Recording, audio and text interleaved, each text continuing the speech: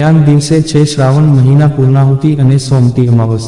જાણો પૂજા વિધિ અને મહત્વ। આ વર્ષે સોમતી અમાસનો પવિત્ર તહેવાર 2 સપ્ટેમ્બરે ઉજવવામાં આવશે। શ્રાવણ મહિનાની કૃષ્ણ પક્ષની અમાસ આ વખતે સોમવારે આવી રહી છે। હિન્દુ ધર્મમાં સોમતી અમાવસનું વિશેષ મહત્વ રહેલું છે, જ્યારે સોમવાર અને અમાવસ્યાનો યોગ બને છે।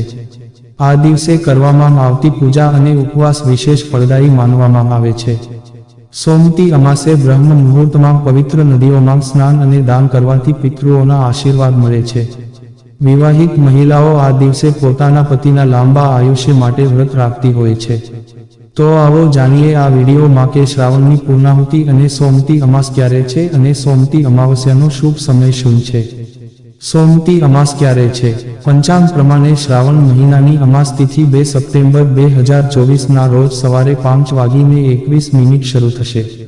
તે બીજા દિવસે એટલે કે 3 સપ્ટેમ્બર 2024 ના રોજ સવારે 7:24 સમાપ્ત થશે। ઉદયાતિથિ અનુસાર 2 સપ્ટેમ્બર ના રોજ અમાસનું વ્રત રાખવામાં આવશે। સોમતી અમાસનું વ્રત અને પૂજા વિધિ। આ દિવસે મહિલાઓ સૂર્યોદય પહેલા જાગીને સ્નાન કરે છે અને વ્રતનો સંકલ્પ કરે છે। સૌ પ્રથમ ભગવાન ગણેશને વંદન કરો। પંચામૃત સાથે ગંગા જળથી ભગવાનનો અભિષેક કરો। હવે ભગવાનને ચંદન, અક્ષત અને ફૂલ ચઢાવો।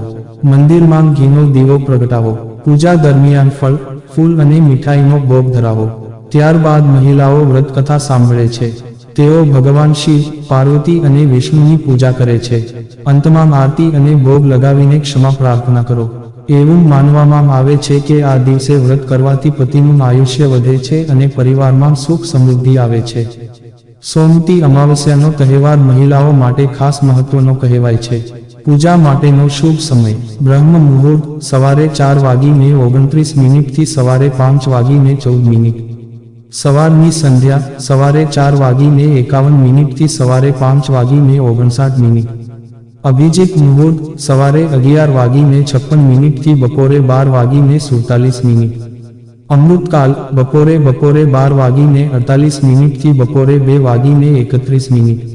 વિજય મુહૂર્ત બપોરે સવારે 2:29 થી સવારે 3:19 સુધી। સંધિકાળ મુહૂર્ત સાંજે સવારે 6:43 થી સાંજે સવારે 7:06 સુધી। સાંજની સંધ્યા સાંજે સવારે 6:43 થી સાંજે 7:51। સોમતી અમાસના દિવસે શું કરવું જોઈએ? પવિત્ર સોમતી અમાસના દિવસે સવારે વહેલા ઉઠીને સ્નાન કરી સૂર્યદેવને અર્ઘ્ય આપો। લોટના ગોળીઓ બનાવી માછલીઓને ખવડાવો અને કીડિયારું પૂરો।